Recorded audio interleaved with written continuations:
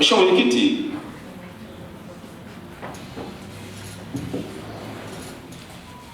tunaelekea au tumeshaanza msimu wa kahawa.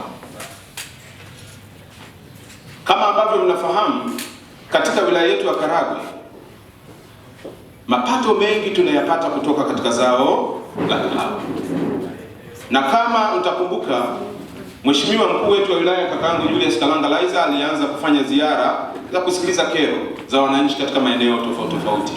Tulifika kata ya Kanoni. Mheshimiwa Mwenyekiti, cha kusikitisha, kabla hata msimu haujafunguliwa watu walishaanza kuvuna kahawa mbichi, na bahati nzuri tulimkamata mmoja, kahawa ilitolewa ikiwa imeoza kabisa.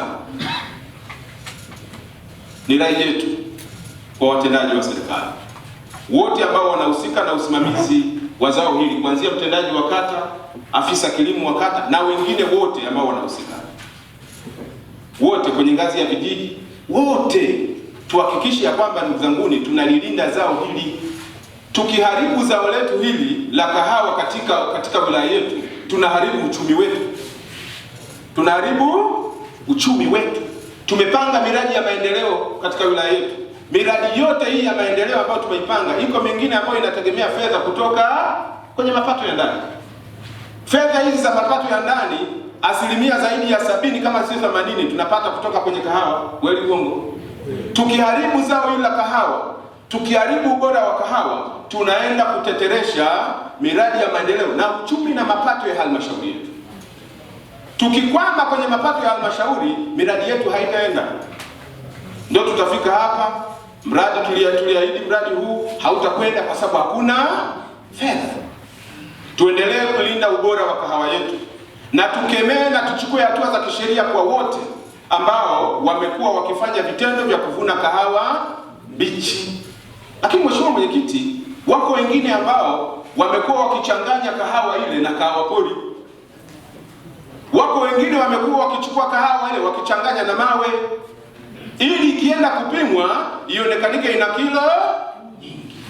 Tukiharibu kahawa yetu, tunaharibu jina la kahawa ya Tanzania. Tumebeba dhamana kubwa sana sisi kama wakulima wa kahawa katika wilaya yetu ya Karagwe na wilaya yetu ya Kyerwa. Wakulima hawa wa wilaya hizi ndio wanabeba jina la kahawa iliyo bora inayotoka Tanzania inayoenda kuuzwa nje. Ni wito wetu kama serikali, wale wote ambao wanasimamia ubora wa kahawa, kuanzia vyama vikuu ambao vinasimamia AMCOS ambao ziko kule, maafisa ushirika na wengine wote, tusimamie ubora wa kahawa katika wilaya yetu ya Karagwe kwa wakulima wetu. Miaka ya hivi karibuni tulifika hatua watu walikata mibuni. Si ni kweli? Watu walikata mibuni. Ilifika hatua kahawa ilikuwa ni shilingi 1,000 na kitu, lakini imepanda mpaka imefika hatua shilingi 4,000 kwenda mpaka shilingi 5,000. Uchumi wa wananchi wetu unaimarika. Sisi kama wasimamizi wa zao hili au kama wasimamizi wa taratibu za serikali, tuhakikishe ya kwamba wananchi ambao wanavuna kahawa ambazo hazina ubora tuwachukulie hatua, ili tuendelee kulinda ubora wa zao la kahawa kwa ajili ya kulinda uchumi wa wilaya yetu ya Karagwe na mkoa mzima wa Kagera. Karagwe DC tupo kazini, tunaendelea kuwahudumia wananchi kwa ubora zaidi.